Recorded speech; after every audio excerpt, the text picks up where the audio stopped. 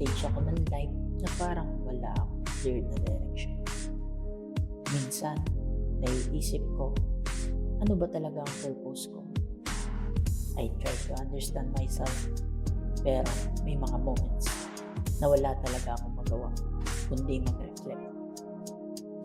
Minsan, naiinggit ako sa mga ibon. Malaya silang lumilipad sa impapawid. Alam nila kung saan sila pupunta. Samantalang tayo, pinipilit nating maging masaya kahit sa loob natin ay may confusion, emotional drain. Pero kahit ganun, na-realize ko na sarap pa rin mabuhay. Kasi may mga taong sumusuporta sa iyo, may mga challenges na umuhubog sa iyo, at unti-unti mo rin naiintindihan yung experiences and you learn behind those experiences in life.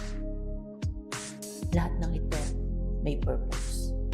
Naniniwala akong may plan si God sa bawat isa sa atin. At kaya niya binibigay ang mga problems na ito ay hindi para pabagsakin tayo, but to challenge and test our courage and patience at ihanda sa bigger purpose ng buhay.